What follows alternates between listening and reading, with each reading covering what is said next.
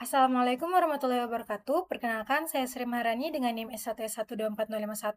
Pada kesempatan kali ini, saya akan mempresentasikan hasil model mesin learning saya yang mengangkat judul klasifikasi tingkat obesitas berdasarkan data gaya hidup dan pola aktivitas harian dengan membandingkan tiga algoritma sekaligus, yaitu ada gradient boosting decision tree, kemudian ada extreme gradient boosting, dan juga ada Canary snake bore.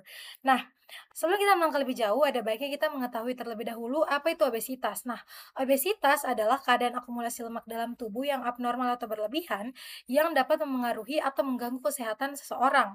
Nah, menurut data dari World Health Organization atau WHO, melaporkan bahwa prevalensi obesitas mengalami peningkatan lebih dari 2 kali lipat antara tahun 1950 sampai tahun 2022.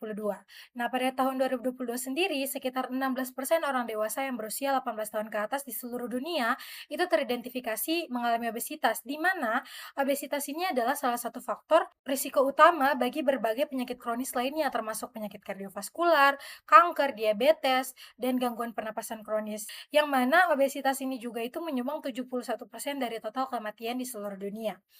Nah, oleh karena itu saya mengangkat judul ini. Selanjutnya tujuan saya membangun model machine learning ini itu ada 4. Yang pertama untuk membangun model machine learning yang dapat mengklasifikasikan tingkat obesitas berdasarkan data fitur individu. Kemudian membandingkan performa beberapa algoritma, yaitu KNN, GBDT, dan juga XGBoost dalam menyelesaikan kasus klasifikasi. Kemudian yang ketiga menganalisis pengaruh berbagai fitur terhadap klasifikasi tingkat obesitas dan menentukan model terbaik berdasarkan hasil evaluasi dan hyperparameter tuning.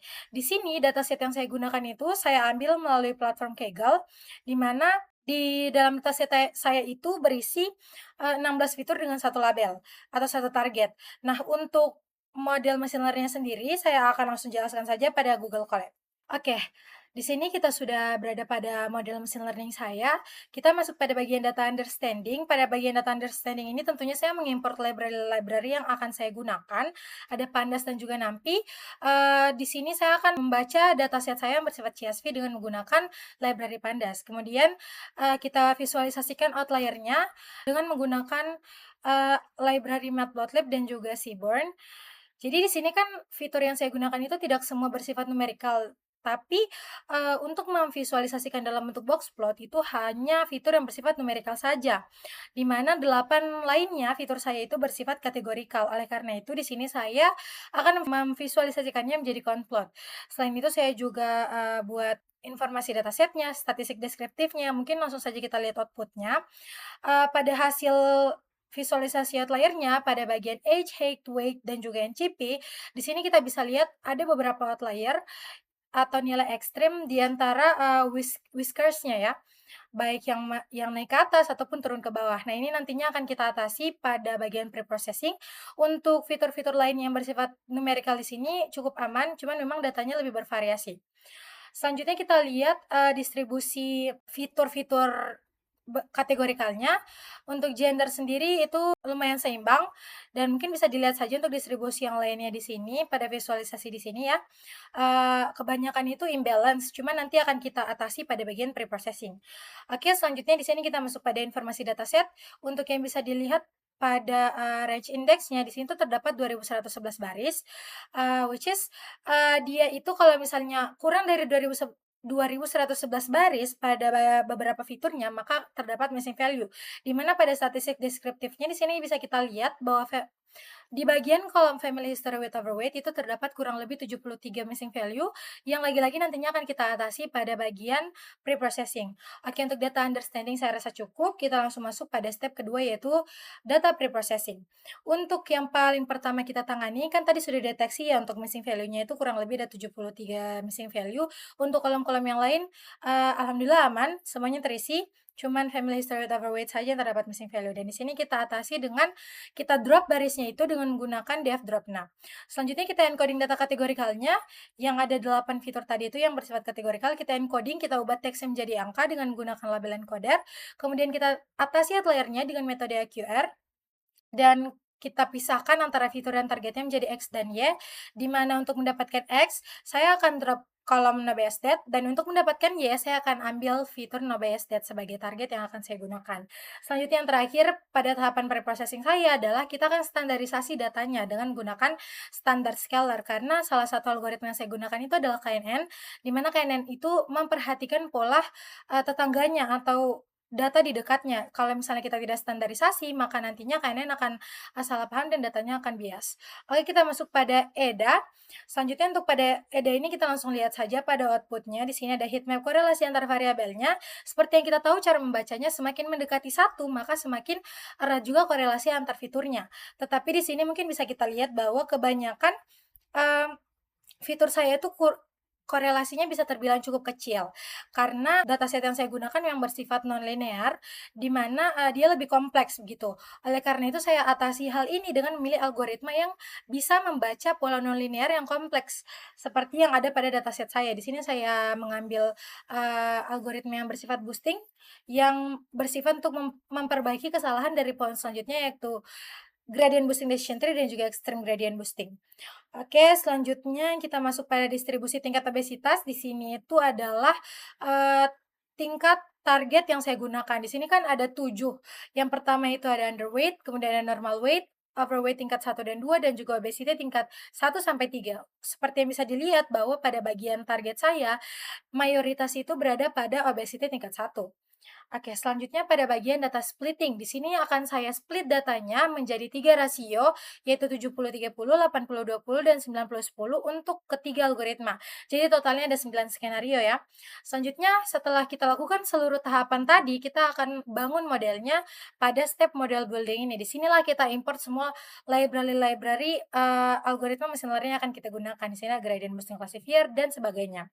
Kemudian di sini kita langsung lihat saja, hasil evaluasi sementaranya atau hasil evaluasi pertama. Untuk GBDT sendiri, akurasi terbaik itu ada pada splitting data 90-10 dengan akurasi 96,15%, kemudian XGBoost ada pada splitting data 70-30 dengan akurasi 97%, dan yang terakhir KNN itu pada splitting data 90-10 dengan akurasi 92,31%. Nah, selanjutnya kita gunakan hyperparameter tuning untuk menentukan mana sih parameter terbaik agar nantinya model yang saya buat ini bisa memiliki performa yang lebih baik pula. Di sini saya sudah lakukan hyperparameter tuning untuk ketiga algoritmanya. Pertama untuk KNN itu base parameternya ternyata ada pada metrik Manhattan, NX Burst 3, weight distance, dan ini ada prediksi base score-nya, dan mungkin teman-teman bisa lihat sendiri ya. Di sini untuk base parameternya dan juga base score untuk ketiga algoritma yang saya gunakan. Selanjutnya saya akan implementasikan base model yang sudah ditentukan oleh hyperparameter tuning tadi pada model evaluation saya. Nah, di sini itu sudah saya gunakan base model yang sudah dicetuskan oleh hyperparameter tuning tadi dan menghasilkan performa yang meningkat. Kalau untuk GBDT sendiri memang dia, tidak terlalu signifikan peningkatannya, cuman ada, tapi masih tetap pada splitting data 90-10 dengan akurasi 96,15%. Justru yang paling kelihatan itu ada pada algoritma KNN dan juga XGBoost, di mana dia sangat meningkat ya tadi, akurasi tertingginya cuma 92% untuk KNN, tapi setelah dilakukan hyperparameter tuning, maka akurasinya itu ada pada 94,87%, dan untuk XGBoost juga begitu, tadi cuma 97%, setelah dilakukan, base model, maka kita dapatkan akurasi senilai 97,85%. Selanjutnya kita masuk pada model comparison. Di sini kita akan bandingkan mana, model paling baik. Di sini untuk top 3 model terbaik saya itu ada pada XGBoost splitting data 70-30, XGBoost 80-20, dan GBDT 90-10. Dan akurasinya bisa dilihat sendiri di sini. Selanjutnya ada perbandingan akurasi ya, untuk warna biru sendiri itu melambangkan GBDT, terus orange itu melambangkan XGBoost, dan KNN itu dilambangkan dengan warna hijau. Selanjutnya kita lakukan visualisasi confusion matriksnya. Di sini seperti yang bisa kita lihat sendiri untuk visualisasinya itu cukup baik. Model dapat mengklasifikasikan beberapa data dengan benar, cuman memang kesalahannya itu sangat minim. Untuk GBDT 70-30, 80-20, 90-10, kesalahannya itu cuman berkisar kurang dari 10 kesalahan untuk masing-masing skenario. Untuk SG Boost juga sama, malahan dia, performanya lebih bagus ya dari GBDT, dan KNN juga seperti itu. Selanjutnya kita lakukan cross validation atau menguji seberapa konsisten model saya dapat mengklasifikasikan data yang saya gunakan dengan benar.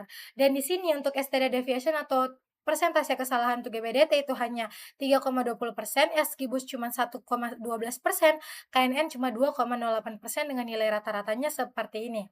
Kemudian ini untuk visualisasi menggunakan box plotnya cukup bagus ya overall semuanya dan terakhir kita masuk pada bagian inference atau prediksi data baru. Di sini data yang saya gunakan itu masih berupa dataset asli saya, cuman saya bebaskan untuk model inference ini mengambil data yang mana saja yang mau dia gunakan secara random. Tugas saya di sini hanya memasukkan atau menginput berapa data yang harus diambil oleh model inference ini. Sini saya masukkan input 20, kemudian saya masukkan juga input untuk label asli sebagai pembanding apakah model saya ini bisa mengklasifikasikan dengan benar atau tidak. Nah, di sini kita bisa lihat saja hasilnya bahwa model yang saya buat itu mampu memprediksi atau mengklasifikasikan seluruh data yang diambil dengan benar. Oleh karena itu, saya tutup saja, presentasi saya, kali ini. Saya tutup dengan ucapan wabillahi taufiq wal hidayah. Wassalamualaikum warahmatullahi wabarakatuh.